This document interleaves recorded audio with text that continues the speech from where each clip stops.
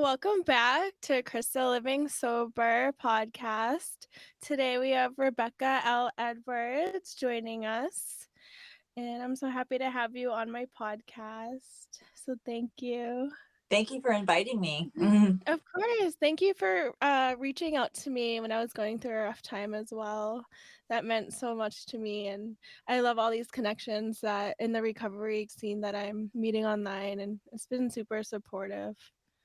Absolutely. And I was overwhelmed to reach out to you, and I was like, I hope she doesn't think I'm crazy, but I felt you like so passionately. I could feel exactly what you were. Well, not I couldn't say exactly, but I felt the need to reach out and just say, hey, listen, I've been there. I know what it feels like. So just to make that bridge of connection can be so powerful.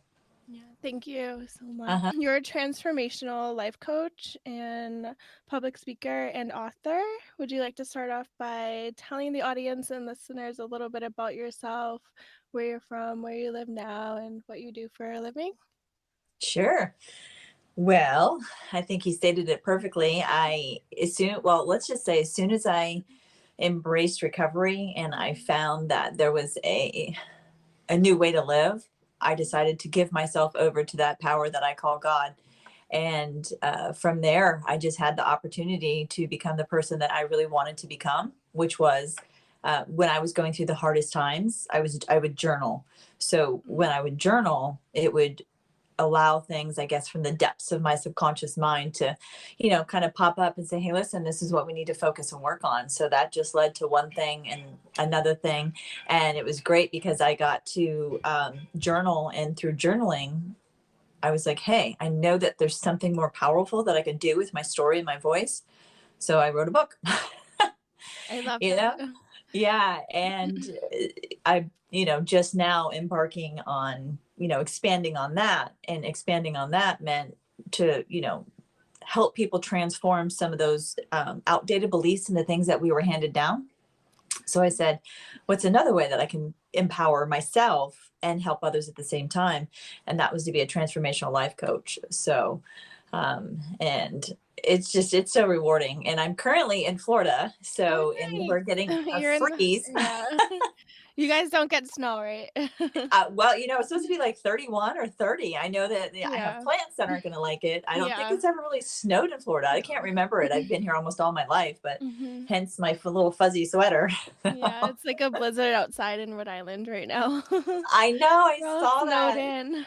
That that's you guys are probably sick of that, but I'm thinking like that would be awesome. Yeah. No, Uh, I would love warm weather right now. yeah, well, it's going to be I think 31 or 30 tonight, and then like Yeah, that's 51. cold for Florida. I know, right? Yeah. You are the author and you have a book out called the N.E.T.T, N-E.T.T, Yes. New Evolution in Thinking for Teens. Can you tell us a little bit about your book? Yeah, that was it was a passion project. And I believe it was my 8th year of sobriety. I was just sitting outside and I felt not disconnected from God or my recovery, but I kind of felt disconnected for a bigger purpose. So I meditated and, when they say, be careful what you ask for, I asked for an enlightenment. I asked for, more guidance and a more divine purpose. And I was sitting there and I remember I had my phone listening to music, and all of a sudden this title came, the idea came, it's almost like the whole book wrote itself. So I grabbed Evernote and I would almost say that it was channeled. I just started speaking what I was hearing, feeling, and experiencing. And I decided to dedicate myself to it. So I ended up a year and a half, and it's the N.E.T.T, the New Evolution in Thinking for Teens, and it's 7 powerful tools to help you rise above trauma. And I have a picture of it here. Yeah, show it. I Yeah. love that. That's awesome. Um, and I had, I had all these high hopes, and it actually came out in June of 2020. So that was like at the Yeah. height of the pandemic. Hmm. So I had to really just sit back and say, okay, I wrote this book. It's a passion project. It took a lot of coordination, a lot of time. I chose an independent author out of Pennsylvania so that I could create a workshop based upon it. And I'm really glad that I did, because I've been working in conjunction with nonprofit agencies that help teenagers, mostly females who've been trafficked and are drug Okay. addicted and have substance abuse, mental health.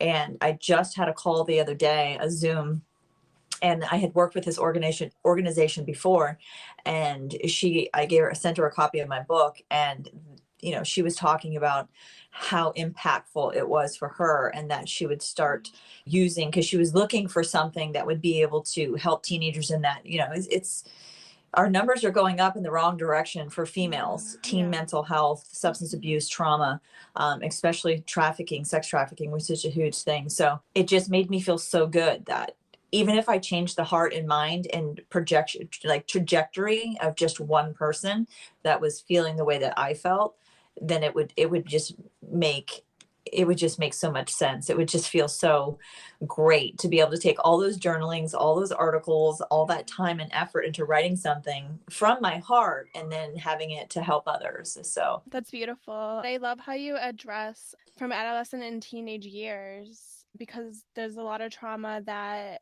and experiences that happen to us when we're younger, and then it has such great impacts on us as we're older. oh, absolutely. Like a Yeah. lot of, like myself included, I was born into a family that had existing trauma.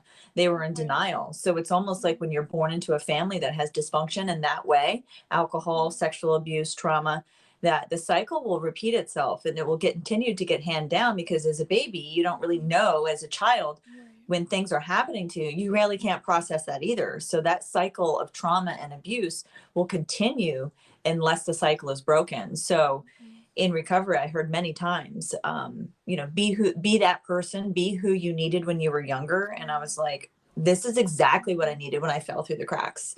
I didn't get the help that I needed, and rock bottom came when it came. Right. So, So if you don't mind me asking, how was your childhood or family dynamic growing up?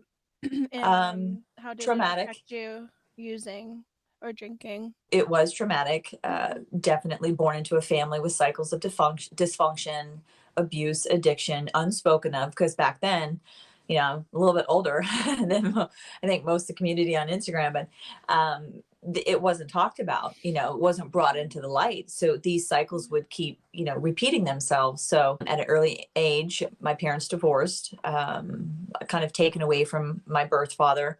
My mom ended up marrying this man, and I'm very intuitive, and I instantly knew that he was going to harm me, but I didn't know what capacity. And that's really, really burdensome for a child, very traumatic. And there ended up being sexual abuse, and it happened, for about 6 years. And when it got to be too much, I decided that I would model the behavior of the adults in my home. I watched them Mhm. drink. So I think it's very common that kids start drinking at an early age to escape, and I did that. I was 12, and then I was this, Okay. teen that was reacting to all the situations and circumstances in my life, not knowing how I felt, why I felt the way that it was. And I had like a thought, a feeling, a trigger, an event. So it was this vicious cycle of, I feel like crap. I don't know what to do. I feel out of control. And as soon as I started drinking alcohol for that brief moment of time, it took away my worries. It took away the anxiety, and I was also labeled as, well, you don't look like you're hurting. You don't look like you're being abused. It was the model family. So it was like, how dare, when I asked for help, I was denied many times because of the way I looked or the way our family dynamic was, the Mhm. socioeconomic status of my family, that was Right. another trauma on top of all of that. Yeah, I can totally relate to that. I mean, I started my first drink at age 12. I did it as soon as I tasted it to escape, because I instantly felt better, and I didn't have to worry about feelings of abandonment from my birth mother, growing up in foster care, just, experiencing different types of traumas, but wanting to escape. So yeah, that's really tough. And 12 is so young. I Thinking know. back, I drinking didn't. since 12 to 29, like that's insane. Well, at least, I mean, 29, at Mhm. 39, I had my Okay. spiritual rock bottom. And Okay. I've heard many times people say that you don't need a rock bottom, Mhm. but for me, I did. And Yeah. I talk about this when I do workshops or I do, speaking events, which I'm actually speaking tonight. So this is Yay. perfect because it's just like a segue into it. Yeah. But yes, you do have to have a rock bottom. It doesn't need, Yeah. I wasn't arrested. I didn't get a DUI. I didn't go to Mhm. jail. I wasn't bloodied. I wasn't battered. I wasn't riding in the back of a cop car Mhm. or an ambulance. I had a spiritual bankruptcy, and the way Mhm. I treated my children, I saw a reflection of myself. It was like a near death experience. And I Mhm. saw a reflection of myself. And I did what it says in the big book. I got on my knees and, well, I was face down in a puddle of puke, but Mm. barely Yeah. breathing. Mhm. And I asked for my higher power. I didn't know what it was. I'm like, God, if you're Mhm. out there, whoever you are, whatever you are, this Mhm. thing that I'm supposed to believe in, I need help. And I got a response right away, which was, yeah, you will die if you continue on this path. You will die if you continue drinking because your body's shutting down. You're out Mhm. of control. Is that incomprehensible and more demoralization? And instantly, the circumstances created my willingness to respond and believe. And it Mhm. was removed from me. So I'm what they call a Yeah. one chip wonder. I think people make fun of me in the rooms. Mhm. But lo and behold, let me tell you with all honesty and from my heart, I did all my relapsing before I got into the rooms. Yeah. It was 39, literally Mhm. got sober on my 40th birthday. I was in the desert, in the wilderness, Wow. lost alone for 40 years, 40 days. Yeah. Yeah. 40 days, 40 nights. Yeah. Like, I mean, for years. So for Yeah. me, it was a Mhm. relief to find a group of Mhm. people. And I hated God because I thought God hated me. So I was Mm. retaliating. But I Mhm. found a group of drunks or good orderly direction Yeah. that Mhm. really helped me put it in perspective because left to my own devices, I needed to have that. It's said that for the message to reach an alcoholic, it has to have depth Mhm. and weight. Yeah. I needed that message to be so deep and so powerful that it would shift my perspective. And that's what it did. Because I was my rock bottom, and it can be anybody's level, but my Yeah. rock bottom was the spiritual bankruptcy that I would continue to hurt my daughters the way I was hurt and that I was emotionally abandoned. And I didn't want to do that. And that scared me Mhm. enough. That was worse than going to jail for a DUI. That was the most horrific thing because I made a promise to myself not to be like my mom. But lo and Mhm. behold, Right. left to the circumstances and the cycles of denial and abuse, Mhm. the substance abuse, that's where I was headed. Yeah. I mean, I've said that so many times. Like, I don't want to end up like my birth mother. Right. Because, when I was a premature baby, she was addicted to crack cocaine. So I was born with that in my system. It was just like that was traumatic in itself. My whole left side didn't function properly. It was just a mess. But I always was like, I won't be like my mom, but I ended up like my mom in a different way. Right. And like you said, it didn't take you like the OUIs, the jail, all that. But for me, that none of that even stopped me from drinking. I would Oh, drink no. after getting like, two OUIs, going to jail for that, different programs, you name it, whatever happened. But for me, it was a spiritual awakening too that I had.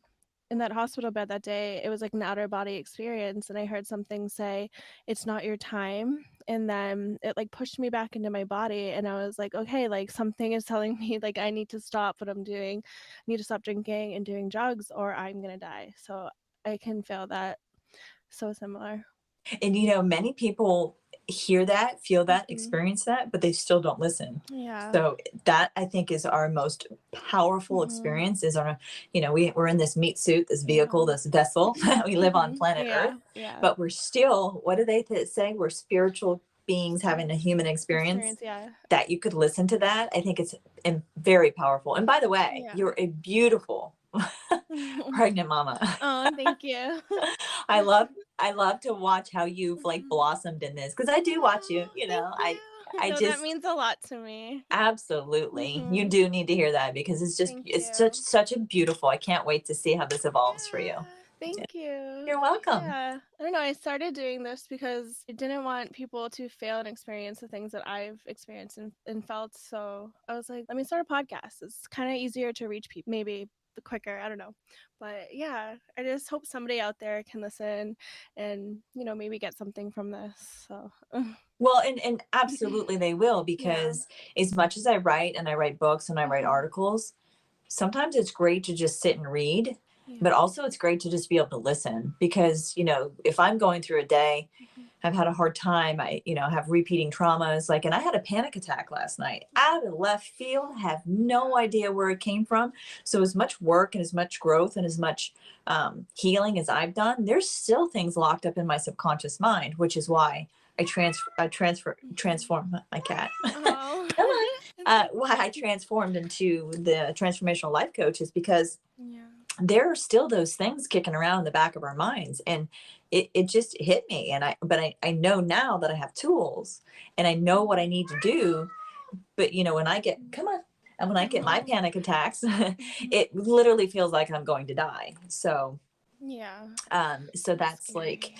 if what my whole point is saying that Mhm. if I got distracted by Dexter, I'll stay. Oh, let me This is see. Dexter. Oh, it's so cute. Yeah, he's Hi. my writing kitty. He sits with Mm, me all the so time. cute. I know he's like he's all curious. My whole point in saying that is Mhm. sometimes we just need to listen.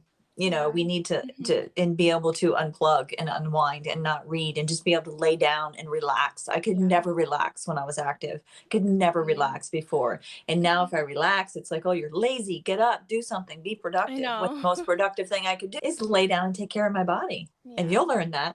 Oh, yeah. I'm learning that. Yeah, I am So from you Miami. I won't okay. say anything about that, but I grew up in Big like Miami party. Beach. Oh yeah, whatever you could get your Mhm. hands on while you're drinking, especially when I was younger. But when I was, more mature and I had kids, I was like, I started out loving Corona and vodka and stuff, Yeah. whatever. And at the end of my drinking, it was straight vodka. Mm. Get it in me as soon Mhm. as you like. I needed to be fast and I needed to be effective. Yeah. I feel like as it progressed, like it didn't matter what it was, just like Yeah, and then towards the end, it was just like maybe not enough for me, and I'm so yeah, glad I quit when I did because who knows what else I would have gotten into. yeah. Just like a little fear I have.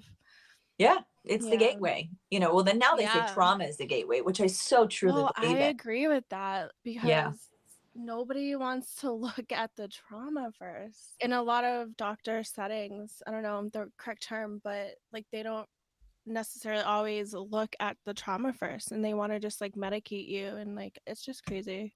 Well, and that's why I just Mhm. graduated 2 year two Okay. 2 days ago. Mhm. I'm a certified hypnotherapist now, and I Nice. realized that with trauma informed backing and cognitive behavioral and Mhm. rational emotive behavioral therapy, because I went through, how many therapists did I go? I'm like Right. 8, and Yeah. I didn't want to get in there and just keep talking about the problem. I wanted to Yeah. find a solution because Yeah. I didn't like the way I felt. So I ended up meeting with a counselor who was trauma informed, absolutely amazing. And she helped me reframe a lot of those old, outdated beliefs of, I don't want to talk about the problem. I want to get into the solution of the problem.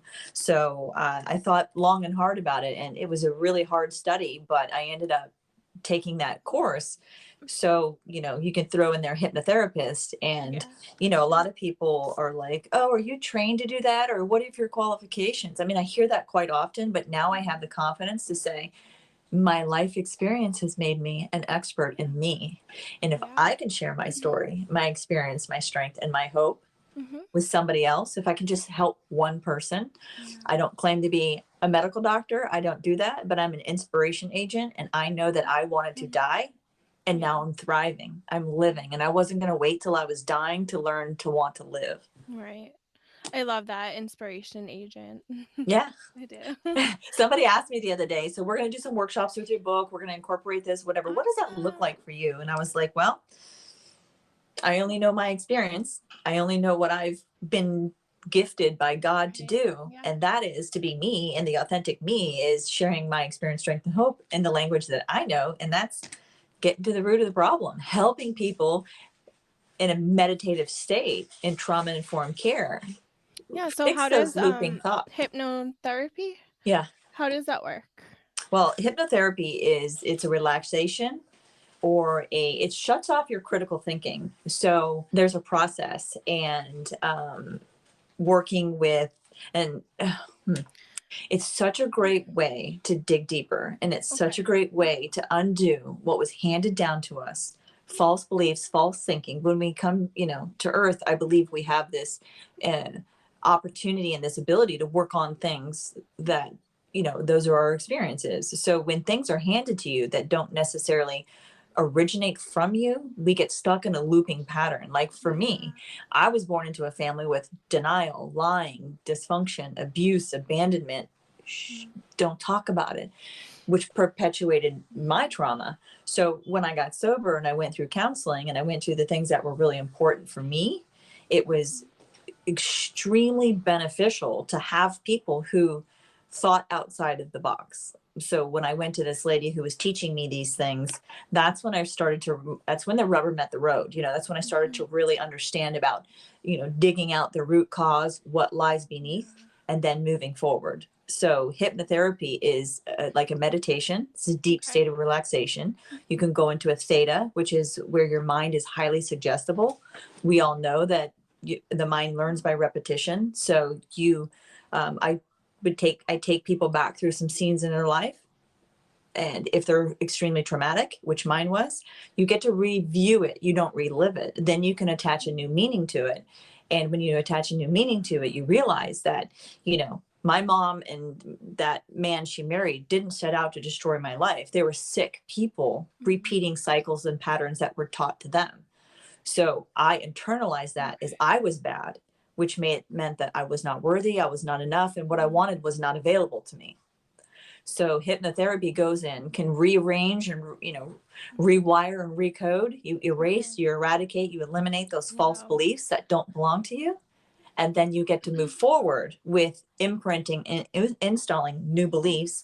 And then I give you a transformational recording that you listen to for 21 days. And it's really like having your own cheerleader. Wow. No, that sounds amazing. I'm so I've excited. never Like, tried look at that. my face. I'm like getting warm just talking about it, because like Wow. my energy rises and I just feel empowered. And I know I just had a client this morning and it was so empowering. Wow. And just to have that intake call with her and know that, I can help her reframe and rethink and, create her new beliefs on who she's become as a young mother struggling with alcohol. Can I be a client? Yeah. So you can do it like over Oh, the yeah. internet? Okay. Yeah. It doesn't have to be in person. No. And actually, Amazing. I think it's better to do it over, we call it Zoomosis, like hypnosis, Yeah. because you're in your own comfortable setting. You don't have to drive. I mean, I don't know how much therapy you've went through, but I've went through a lot. A lot of therapists. I had a 4-hour session with the lady I'm speaking of who helped me with trauma inform. It was so life-changing and emotionally and spiritually moving that I couldn't drive for like a half an hour afterwards. Like I was just exhausted. So when you do it over Zoom, there is protocol and I walk you through all this. And then afterwards you'll have the transformational recording and we'll do that together. And then you get to just be in your own natural, safe environment and you can go right to sleep and take a nap. While your cells heal. Yeah, that's amazing. When I was away, the last episode I had, I was thinking of getting electromagnetic therapy. If I don't need the medication, if I don't need that, like that sounds amazing. Yeah. Hypnotherapy. I'll look into that. Well, and we'll have a conversation outside of this and I'll work with you and you can share your testimony. But, here's the most important thing is that we have a thought. A thought triggers a feeling triggers an action, and an action triggers an event. So, you think, you feel, you act in the event. So I would feel in my thought, I would feel unworthy. I would feel not good enough. I would feel damaged, broken, unseen, invisible. I was in so much pain. That thought would create the feeling that, yes, I'm internalizing this. I'm bad. I'm unwanted. I'm unlovable. I'm hopeless. I'm inadequate. I can't be fixed. That would trigger the action, which was, oh, okay, I'm going to make myself feel better. I'm going to go get a drink. I'm going to take away all these things that I can't control. And then the event is blackout, chaos, destruction, sadness, self-loathing, incomprehensible demoralization, the remorse, the guilt, the shame. So when you can, that's the cycle. When you can I fix call that, that the never-ending cycle. It's just like I was stuck in that. Yeah. And I think a lot of people who have addiction and trauma, they do get stuck in that because those are the three components. I'm not enough. I'm not worthy. And what I want is not available to me. You have to fix that. Could you tell us a little bit about the spiritual awakening that you experienced that was your rock bottom for you to get sober? Yeah. I was just thinking about that this morning. Mhm. I woke up that morning and all I wanted to do was drink myself to death. Mm. That's alcoholic insanity. Got my kids ready, my husband at the time, went to the beach, tons of Corona. That was my thing at the beach. Mhm. And I drank and drank and drank and drank. 5 o'clock wasn't enough. Went to a local place. I live in Sarasota. Like, the beaches are beautiful. Yep. So what do? You go to a restaurant, you get a bucket of $10, Oh yeah. you get a bucket of Coronas and you continue. And then that wasn't enough because that hole was empty. I Yeah. didn't know it. So I was trying to pour more. Ended up going out, and that was my rock bottom, is that I was in a blackout already, but I do Mhm. remember being in the shower, slipping and falling because I was getting ready to go out because, and I ended up, my kids were like begging me not to go. They were crying. And I ended up taking my foot when they were behind the door and I had walked outside, pushing them away, with like kicking them away. Like, Mm. I need to go drink, and leaving them. But it turns out that my babysitter at the time was like 30 years sober. She Wow. was watching this, Wow. went out, and I remember being at the bar and they were having a martini special, and that's all I drank because it's got to be Mhm. quick and painless. And I had two in my hand and I drank them like one after, it was like double fisted. Yep. And I went to the bathroom and threw up. And Mm. I was so pissed off because I had a mission. I couldn't stop the pain. I didn't know what to do. So I was going to silence it for good. And I just kept drinking, and I went back Mhm. out and I ordered two more and puked, ordered two more. Like, Oh gosh. it was insane. Mhm. And that night I had alcohol poisoning and almost didn't wake up. And that's when I Mhm. was laying down. And I just keep, they say never forget your last drunk. I Yep. haven't. I Mhm. don't lament over it. I use it as a catalyst to make myself grateful. Mhm. So that's when I had the spirit experience with the Christ consciousness, as it talks about in the big book, The Spiritual Awakening. Okay. And I just was like, God, I don't know who you are. I don't know if you're really out there, but if you are, I'm gonna die and I need help. Mhm. And the voice that came back was, yeah, you will die if Right. you don't change. And then I saw a blue butterfly, Wow.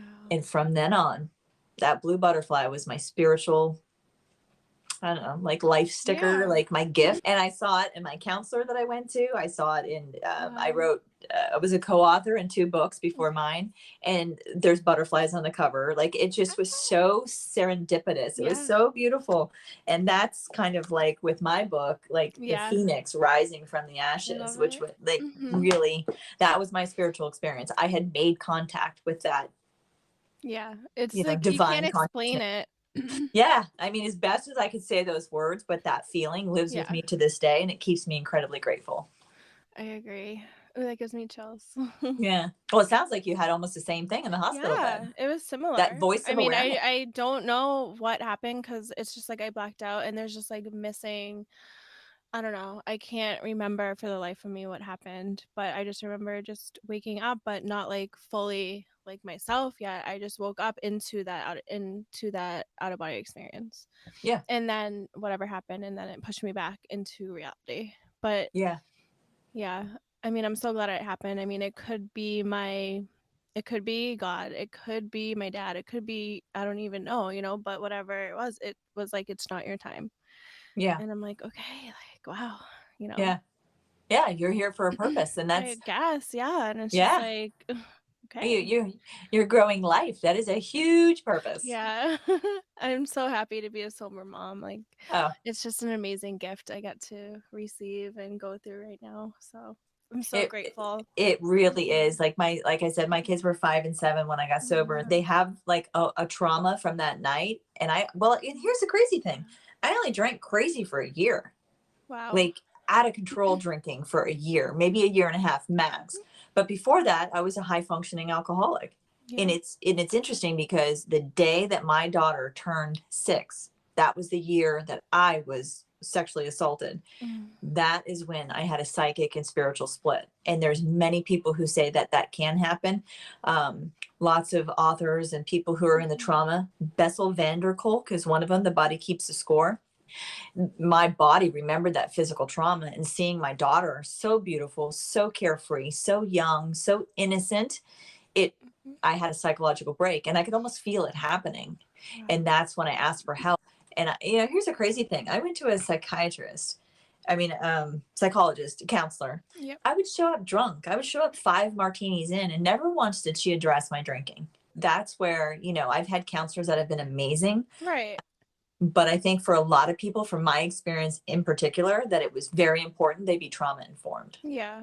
That makes sense. They didn't, my girls did not see me. And I Okay. tell you what, man, it does make a difference. So congratulations, and what a gift you're giving I'm your child. excited. I'm getting really nervous because I'm like, can I do this? But I Of know if course you I, can. I'm sober. I can do anything because I'm sober. Well, here's an energetic thing. Fear and excitement have the Mm-hmm. same Oh energetic yeah, they vibration. do. Yeah. When you say that, when you start to feel that fear, just like I said, that looping Mhm. thought, get in there, recode it, rewrite it, restate it to yourself, where I'm so excited. Yeah. I will do that. Yeah. But it's okay to be nervous too. But just we'll start that looping thought in a positive direction. Yeah. Thank you. Yeah. So how long have you been sober? I 2000 4/4/2011 is my Okay. sobriety date. So I think 11. 11. I can't do the math right now. Yeah. But no, that's Let's not do math. amazing. We're That's talking. awesome. Yay. No, that's so inspiring when people have like so many years. I can't wait to get there. Well, and people used to say time takes time, and I would be like, "Oh, I hate that," Yeah. because I wanted It to. does But though. being I'm an Aries and I'm Oh, impatient. my daughter's Not. gonna be an Aries. Oh, good. What's the due date? April 3rd? Oh, I love it. Yeah. Love it. Aries are very just, you know what? Let her pretend she's the boss. Okay.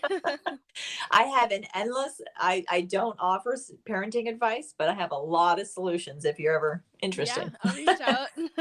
Time takes time. Yeah. And being, like I said, people still make fun of me for being a one chip wonder, but, am I still on the pink cloud? I don't know. All I know is I felt like utter hell. Yeah.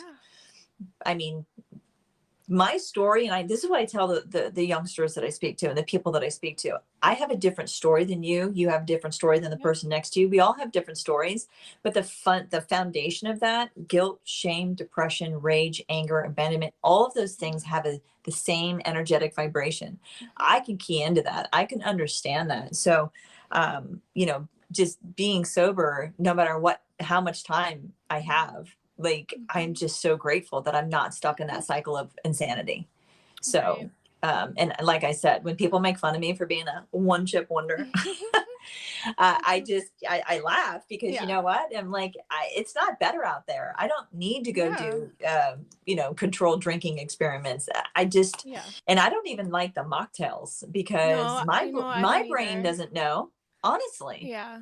Like, and I talk to a lot of It's people kind that of triggering for me to it's see a like a wine yeah. bottle as a mocktail or like the beer bottles. I don't know. It's not for me. Yeah, and if you're sober curious, I think that's amazing. I mean, Yeah. if had I known that that was an option, Right. that wasn't when I was drinking. That, Mhm. I mean, trust me, I was a part-time server for years. I got sober bartending. I mean, talk Yeah. about the power of God taking away that Mhm. desire to drink. Mhm. I would come home crying, and I'd be just like, oh, and I'd walk right to the shower because I felt so dirty. I had, alcohol on me, but I was a Yeah. single mom with 2 kids. Had to do the next right thing so I could provide for them. I just Mhm. I know how bad it felt to be out there, and I never ever ever want to feel like that again, and I never want my kids to have to worry about whether I'm ever going to come home alive, if I go out Mhm. drinking, if it was, that day was going to be the day.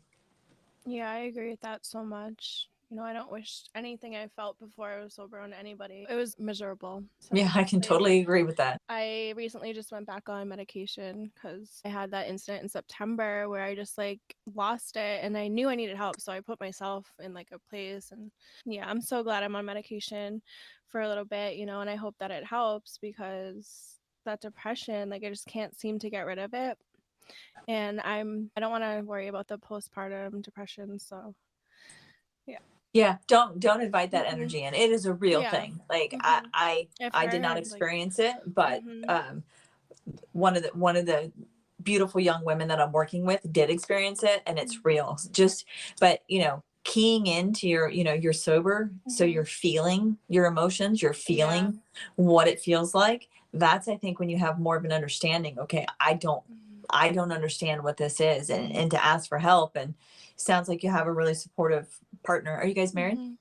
Yeah, We're engaged. We were engaged. Okay. gonna do the wedding, Fiance. but then we got pregnant. So Yeah, baby yeah, first. But yeah. And he's sober too. then that is a wonderful support system. Absolutely, absolutely Yeah, fabulous. it's so helpful.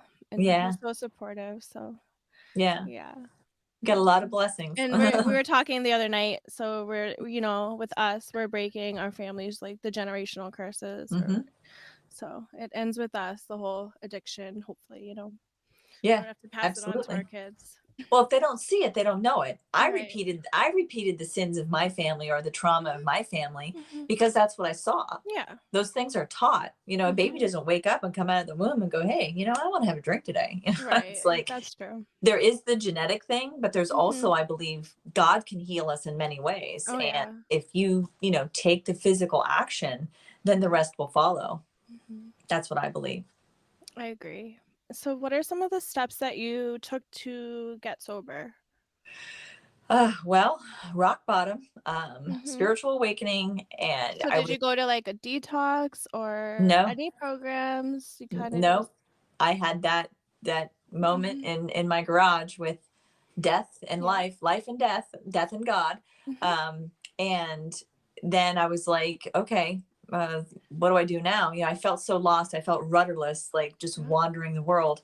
And then a friend of mine, who actually, well, an acquaintance, I bumped into her, and I'm like, how do you not drink? Like, what is it? So she took me to a meeting, and I remember it was the Oasis on Tuttle. And I walked in, and I was like, oh God, where am I? And then, it's like you walk into a room, and it's a bunch of people who would probably never ever congregate together. They Yeah. opened that big book, and they were reading a story about a woman who was a drunk. And she woke up at 6. She didn't, or 5, and whatever. She didn't know if it was 5 p.m. or 5 a.m. She Hmm. disoriented and lost. And I was like, crying and tearing. Yeah. And that's when I took my white chip, because I was like, hey, whatever the hell just happened here, I Hmm. completely 100% identified with everything that was read in that book.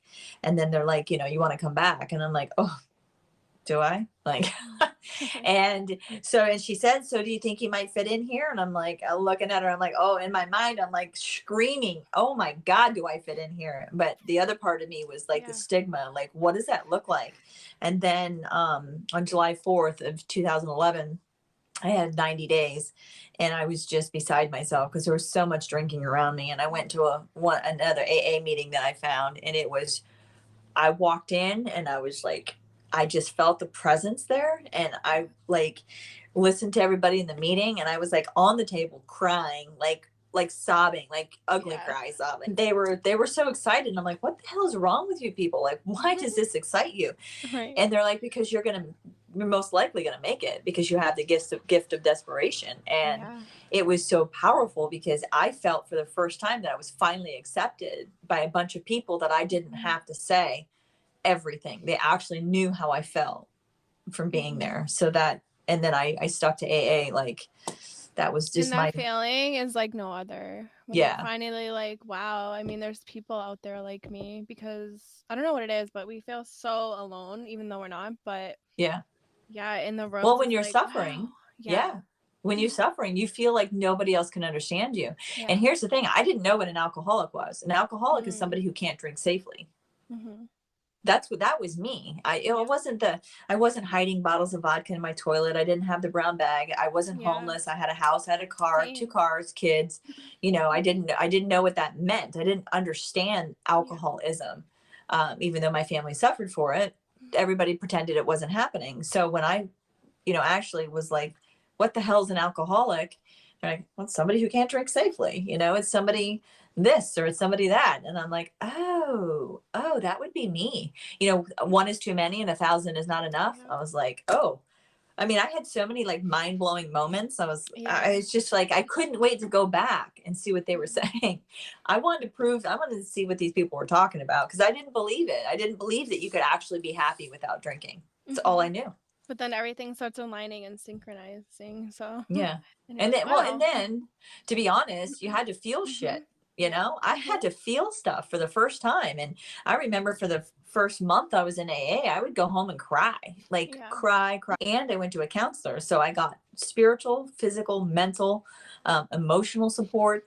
And I was basically unemployable, but I was still working as a bartender. And then I went to serving because it's what a great way to Yeah. be present for your family. But the industry can be, full of drugs and alcohol, but Oh yeah. not where I was. Mm-hmm. So it was a Yeah, really the good same thing. thing happened to me too. Right Yeah. from the out of the sober living house I was in, I found a restaurant called Indian food, and they were so nice off the bat, and there was no like major partying or drugs or anything like that in the restaurant. And so Yeah. I could feel safe around serving alcohol and being Yeah. sober. So I get that. Well, see, and that's why I knew that whatever this was had taken root in my soul because I Mm-hmm. heard people like avoiding alcohol aisles and doing all this crazy stuff. And it just never hit me like that. It never bothered me. I would like be around alcohol. And I worked Thursday, Friday, Saturday night while my Mm-hmm. kids were with their dad. So it was awesome because I got to feel like I was out in the world, but I didn't have to Right. drink. Mm-hmm. And I would watch people get sick and throw up, and that for me, I think was a really huge blessing because it was like, oh my God, like I don't have to do that anymore. And plus, where I was working, I was crying one day, and the girl's like, "Are you okay?" And I'm like, "I don't know how to live. Like I'm sober." She goes, "I am Mm-hmm. too." So there was like Yeah. 4 people there who were sober, and I was like, "Oh my God, I would have Mm-hmm. never known." So it was this little safe haven. It was pretty cool.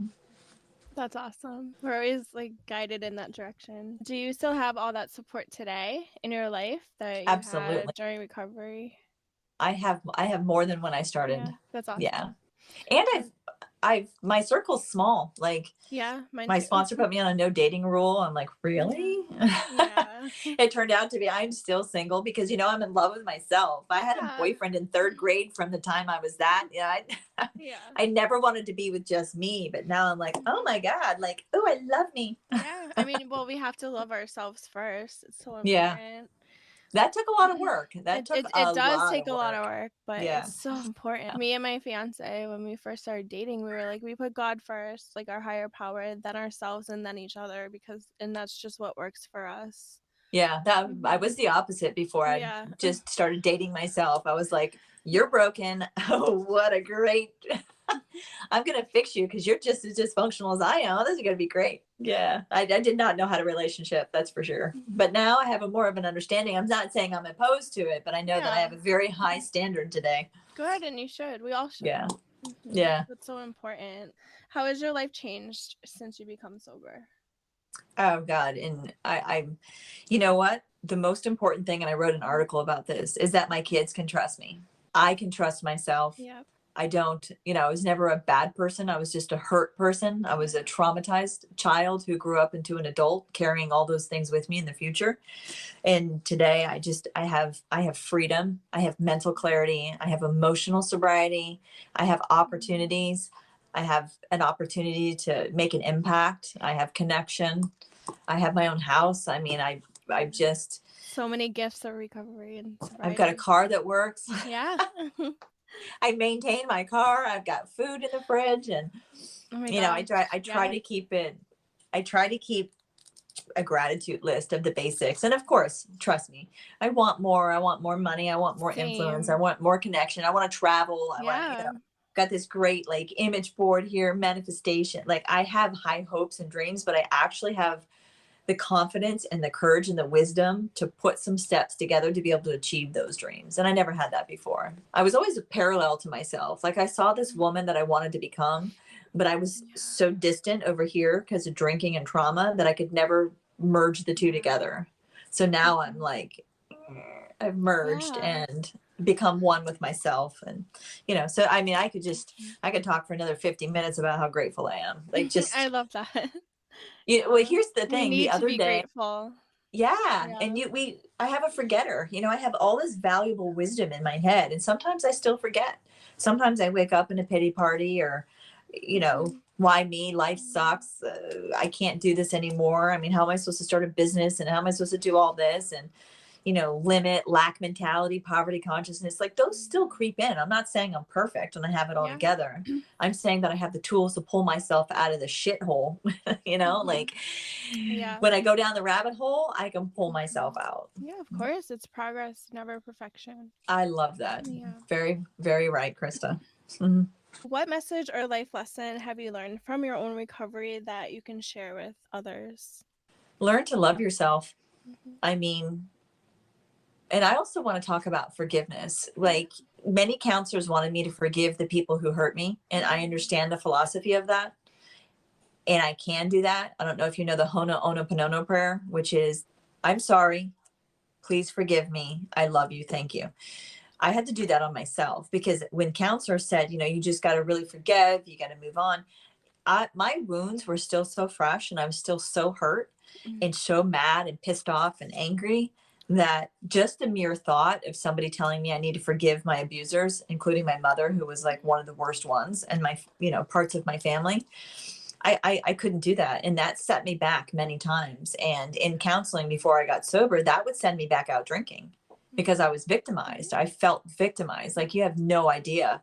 So the most important thing I learned in recovery through trauma informed care is that the person that you need to forgive is yourself, because being children and teenagers that are wounded, reacting to our life situations, I needed to forgive myself for really just stepping into what I was taught. So the most important thing is forgive yourself. Forgive yourself for what you didn't know. Love yourself, connect deeply with yourself, and then only when you're ready, you forgive the people who hurt you for you. Not because it lets them off the hook, but for you, for your own wisdom, for your own healing, for your own journey forward. Because carrying that anger and resentment is like poison. Yeah. But I think that's very important for people that are just starting out in recovery, and just learning to, get more in touch with themselves and learn about feelings and emotions and triggers, is that the most important person in your recovery is you. I think that's very important to tell people because I hear Yeah. that a lot. That's so When true. yeah, No, forgiveness is huge and it really does set you free from that prison. yeah. But it took a long time to learn that. And it comes I with, forgave myself, but I'm still yeah, struggling to forgive others. yeah.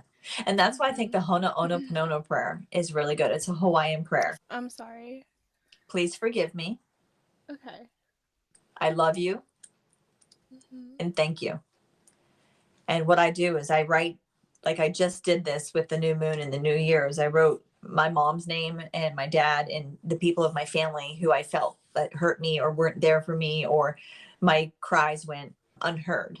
Mhm. And this was just for me. And what it does is that you don't have to go to that person, because my mom, I don't even think I don't know. I feel that she might have to like pass on before I can have that relationship, because it was several years of wounding. So as and be, Krista, let me tell you, me being a mom and being so loving and so connected and so for my children, it makes how she treated me so much harder to stomach, because I couldn't, like, I look at my daughters at 6, they're 19 and 17. They still live here with me. I love it.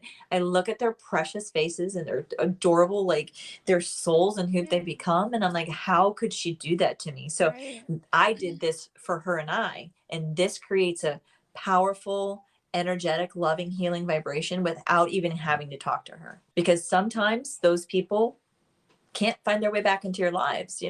That's just for me. Yeah. That's for No, me. it reminds me of the relationship I have with my adopted mom. It's Yeah. like so harder now, and so Yeah. anything to help fix that relationship would be Yeah. amazing. But she is in her 80s, she's older, and she has, I feel like, so much trauma that she hasn't dealt with in like 80 years. So And that's why that I did the Ho'oponopono, because I knew I yeah. wanted to root out that emotional pain that I still carry. Yeah.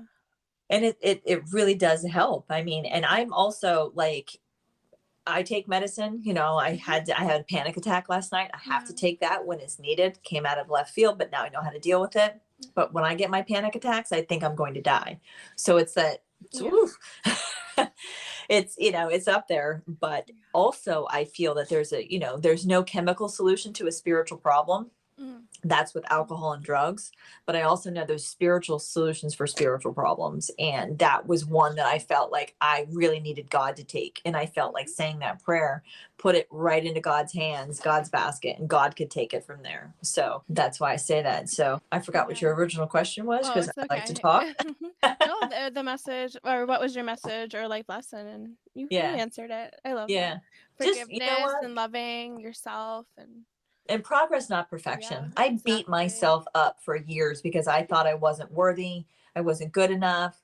I needed to be more proactive. I needed to Yeah. stay busy, but that was my trauma. Mhm. Now I can actually be nice to myself. And if I need a day to recover or heal, I'll just watch something or read something or go to the beach or Yeah. eat a whole thing of Talenti raspberry cheesecake ice cream, Right? gelato. I mean, whatever that looks like to me now, Yeah. whatever. Just have permission to do what you need to do to treat yourself like royalty. I love that. Do you have a favorite recovery quote or saying? Oh, You yes. do? I mean, you already told me one, but Well, first of all, in my book, I have they're all over the place. So I actually have 30 in here. awesome. But I actually wrote one down. Okay. Rock bottom became the solid foundation in which I built my future. And that's from J.K. Rowling. Oh wow. And she's sober? I did not Oh, know that. yeah. Wow. All these people are coming out. Brene Brown Yeah. sober, J.K. Wow. Rowling. I'm not really into the sober celebrity thing, Yeah. but yeah, J.K. Rowling's rock bottom became the solid foundation in which I built my future Wow, that's or amazing. built my life. That's my favorite. That's one of my favorites because when I hit rock bottom, I feel like you have to hit rock bottom. I really do. yeah. And like I said, I've actually gotten into some pretty heated discussions with people. Yeah. Um, it doesn't, there's everybody has, like I said, my It's rock diff- bottom yeah. was repeating familial patterns of abuse and neglect. Yeah. Or alcoholism. Mhm. So, I mean, I never Yeah. abused or neglected my kids, but if I would have stayed Right. No. drinking, you damn know I would have. Something worse could have happened, right? Yeah, Mhm. absolutely. I could have endangered their lives or somebody else's. Can you give some sober advice to the listeners and to the audience if they are sober curious, if they're struggling in their active addiction, or if they're in recovery? Advice? I don't like to give advice. I like to make suggestions. Yeah, that works. um, it says it all on a recovery coin, and I wish I had. Oh, look at this. Oh, does it? Which one? What? Yeah. The Whether. Serenity Prayer? Oh. Nope. Look right here. To thine own self be Oh, true. okay. I don't have one. Right. Yeah. To Yeah. thine own self be true. Yep. Whatever your healing modality is, whatever you need to do to heal within, whatever path you take. Not everybody likes AA. There's also something called smart recovery, which is based on the REBT and the CBDT, which is cognitive behavioral therapy and rational emotive behavioral therapy. There are many different ways, many different paths to recovery, whether it's, sober curious or full on sobriety. I just know that each person has to take the path that works the best for them. It's a very personal experience. I had to do what was best for me. I've met many, many people along the way, alternative healing, alternative therapies, meditation. I'm very intuitive, so I have to, I'm also working to really enhance that so I can be of service more. That's the number one suggestion that I would make. The second is learn to love and honor and value who you are as a person, despite your flaws, despite your setbacks. Everybody, we all have this amazing opportunity to be who we were born to become. So don't hate yourself or steal yourself. Don't take away your own joy because of somebody else's false beliefs or interpretations about who you are as a person.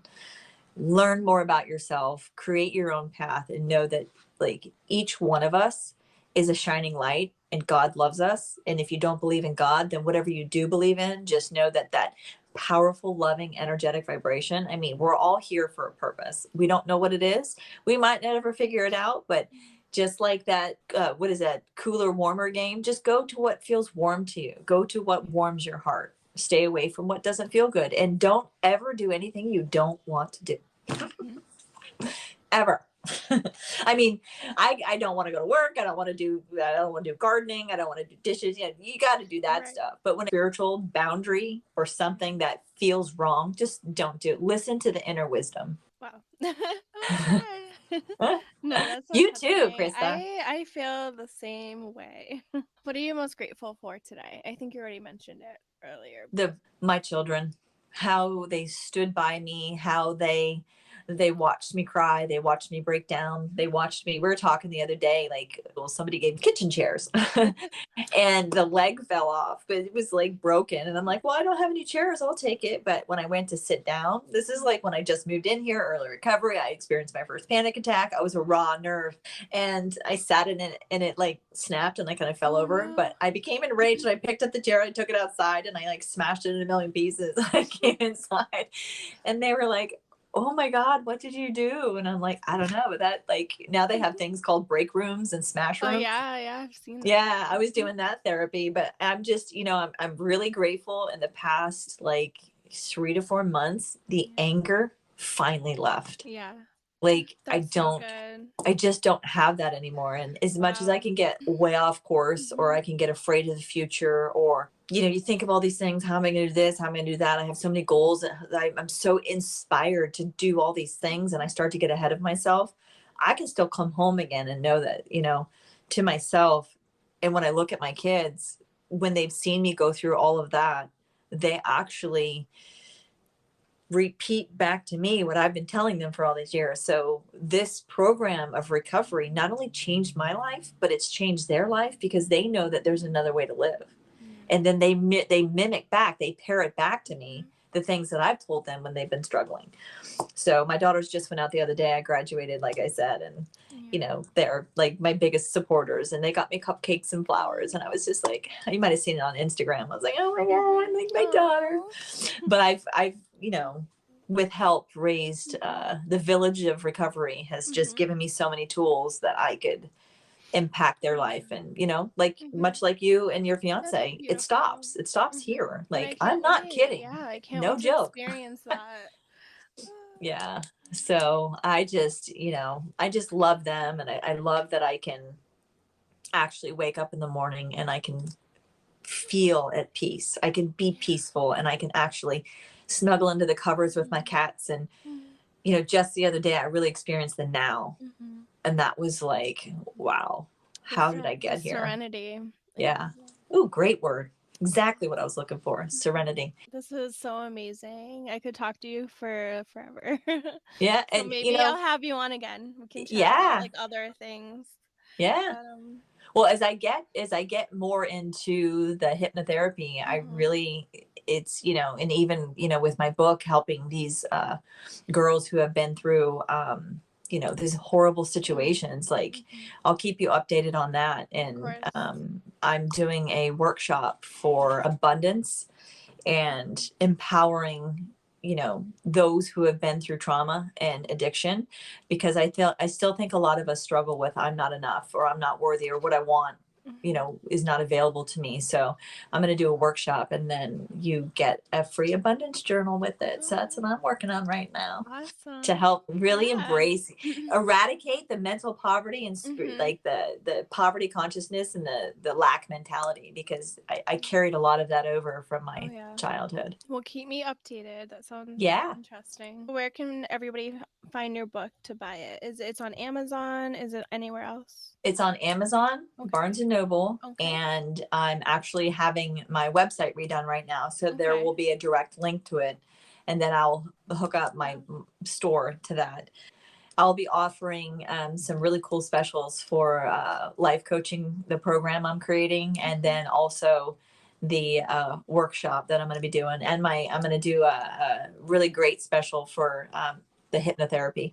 Amazing. Well, thank you for coming on my show. It was a pleasure having you and talking with you, and I could really relate to a lot. So, thank you. I feel like so much lighter after this conversation. I feel so honored. I think you're beautiful, and Oh, thank I love you. watching you, and I'm honored that you asked me to, share with you today. So thank you very much. It's Yeah. always an honor and a privilege for me to be able to show up, just to share Yeah. my 2 cents. Thank you. It was an honor to have you on. Thank you, Okay. Krista. Thank you very much. Have a You're great day. welcome. You're beautiful. Thank you.